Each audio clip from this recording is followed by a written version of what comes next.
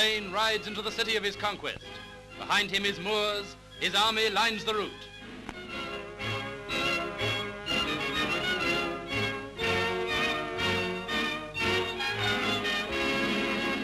And from a flag-draped balcony in the newly named Avenida del Cordillo, the Avenue of the Chief, he reviews 80,000 of his officers and men.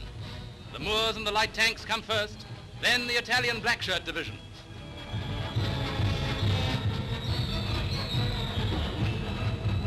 And behind them, the men of nationalist Spain, the war-worn uniforms and forage caps of Aragon, the berets of Navarre, the fezzes of Morocco.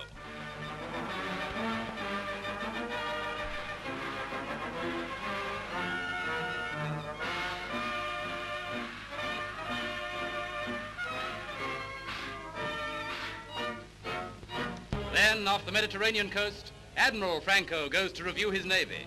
The barge is to carry him out to the battleship Canarias, where he will take the salute as the fleet passes in review.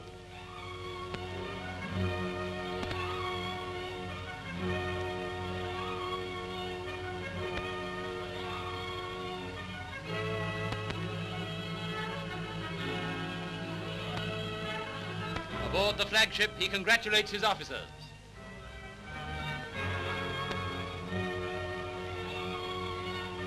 And from the bridge, he watches the fleet of nationalist Spain ride by.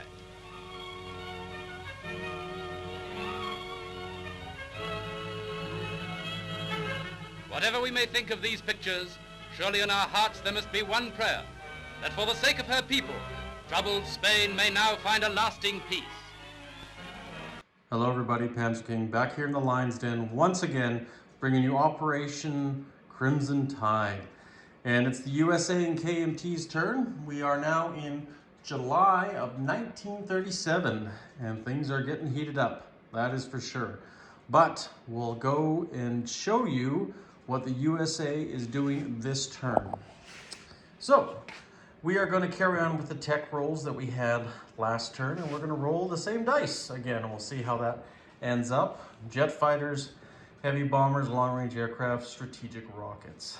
Now, we are also going to be rolling for Sikkim, because there was a militia missed when the Russians, the Soviet Empire, marched into Sikkim and has now basically made it a controlled minor. So we'll see what happens with that situation. But nonetheless, we are going to roll a 2 or less and see what happens with that.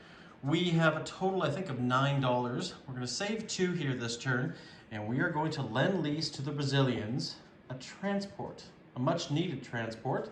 And the reason why is, and we'll just take a little brief tour on down here, and we will just zoom in and see what's going on. Right now, we are very fortunate to have such nice allies like the Soviet Union and the French, who have lend leased this turn a artillery and a marine here into Rio de Janeiro.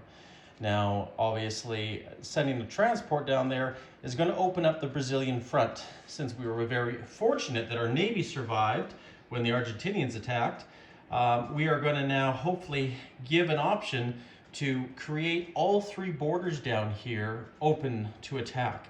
And that's going to force one or 2 things. Either General Hand Grenade's going to have to force more lend-lease down there to protect those territories, or he's going to have to spread his forces out throughout the province. So we'll see what happens with his move next turn when we move into January of 1938. But that's the plan right here. Since we're on this side of the table, we're going to zoom in. The KMT is going to spend all $8 it has this turn, and we're going to build 4 militia. We're going to build 4 militia because a lot is heating up here in Formosa and in Rihi, so I can only expect that the Japanese are going to possibly attack next turn, and their target is probably going to be some Chinese warlords, the KMT, and the warlords up there in northern China. So we'll have to see what happens, obviously, but I want to put a little bit more defense into that area. So that's what it is. And that torpedo boat destroyer that went sailing down here into the southern Indian Ocean, Well, it had to come back because it didn't have any food provisions on board and it was running low on fuel. So it's going to stay there close to China. And aside from that, a few other minor things, but we're going to get to some rolling here and see what happens. So this turn, I think it'd probably be only prudent that we roll the Sea King roll first, and that's for this militia here, and see what happens. And we were looking for a 2 or less. Obviously we got 11, so that really means nothing.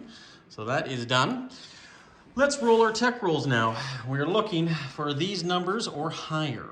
So cross our fingers and hope to see something. So, well, unfortunate. We're trying to aim for some high rolls, and we didn't quite get them. We got one tech roll, and that is heavy bombers here. Looks like everything was close. If the white and the blue had been different, but nonetheless, it is what it is. USA is not doing the greatest right now with its tech rolls, but at least our heavy bombers are on second stage right now, and hopefully we can continue on with some better luck next round. So moving on now, we have this roll too, as a reminder, our random events roll for South America, since it's the end of this calendar year. And we're going to zoom on down here. We have also our influence roll and our Lend-Lease. So I'm just trying to think here. What I think we're going to do here is we're just going to do a few minor moves here in the United States. And I'm just going to set this up here in the Atlantic Ocean. Since we can't move our boats really anywhere, we can move them up and down the seaboard if we want. So I'm just going to rearrange them in a different pattern right now. I'm going to send these two destroyers to link up with the battleship. So they're going to move down one sea zone down the coast, because the battleship and the carriers are all in one sea zone. These two transports are going to go up north here. Or sorry, not these two. I should just say one transport is going to go up north. This light cruiser is also going to go up north as well. There's a coastal submarine here going into sea zone 30. And I should just see which sea zone we're talking about. So yeah, sorry, 43 and 30 are the sea zones here for the guys moving their units. And we're going to take this destroyer and hook her up with the carrier here, right there. So now we have three destroyers, 2 cruisers, 2 battleships, and a carrier in sea zone 43.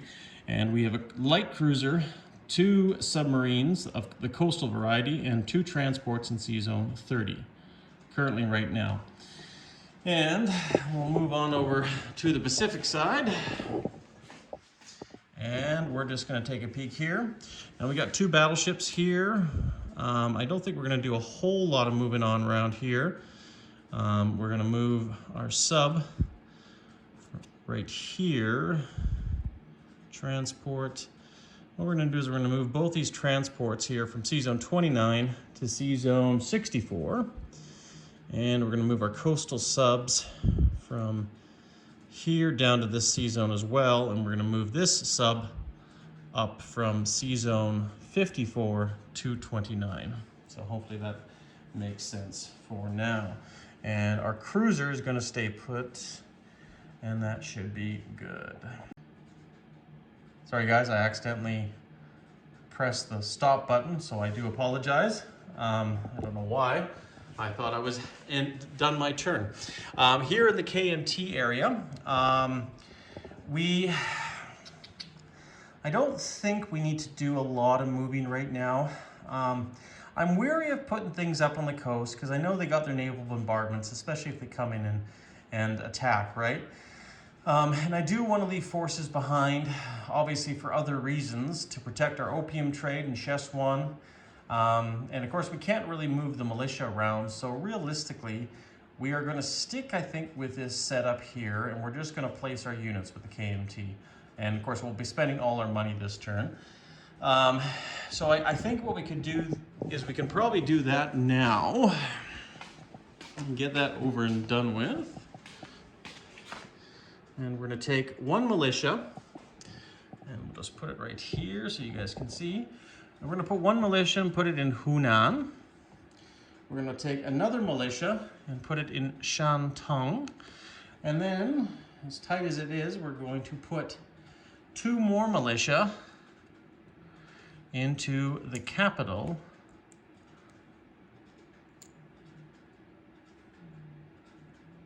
of Nanking. So now we have 5 infantry and 2 militia in Nanking, 2 infantry and a militia each in Shantung and Hunan. And we will collect, with our opium trade, $7 this turn. And the KMT is done. We will go over here, just do our non-combat movements with the Argentinians. We're going to move our Marine down, and we're going to move our artillery up to the front down in here in Argentina. So now we have 5 units on the front compared to the Argentinians 3. And we both have equal air cover, but Brazil constantly now is slowly starting to build up a bigger force thanks to the lend-lease of other countries. So we are very grateful for that. We're going to move our coastal sub and our torpedo boat destroyer back into home waters, and we'll place our lend-lease down there right now, and it will end up in the port of Rio de Janeiro with those boats protecting it. And we should be good for there. So now, without further ado, as we keep our eyes trained on that area down there, I'm going to, well, let's bring the dice down there and take a look at South America while we do this. We have 2 rolls left. We have a recruitment roll and a random events roll. So let's see what we get. Let's see if we can do this on screen as well. Okay, our recruitment roll for Brazil. And it's a 10, so that's a no-go. Now we have a random events roll. Let's see what happens. 1. Okay, well, I think that's a coup of some kind. What coup? I do not know. Looks like it's an allied coup. So that is good for us. So let's just read it here. A coup pushes one Latin American nation further into the allied camp. If that nation is pro-allied, it aligns with the US. If the Latin American nation is neutral, it becomes pro-allied. If it is pro-Axis, it becomes neutral. So here's the problem though, and we had talked about this before. We have decided to put a few of these nations out of the running. And obviously those nations are currently right now Argentina, which you'd roll as a 1, and Brazil, which you'd roll as a 3, and right now also Peru and also Ecuador, which actually I don't even see Ecuador on here, so that's okay. So we have Peru. So if you roll a 10, if we roll a 3, or if we roll a 1, we're going to have to roll again. But other than that, every nation should be allowed for that allied coup. So without further ado, let's see what happens. And we got a 6.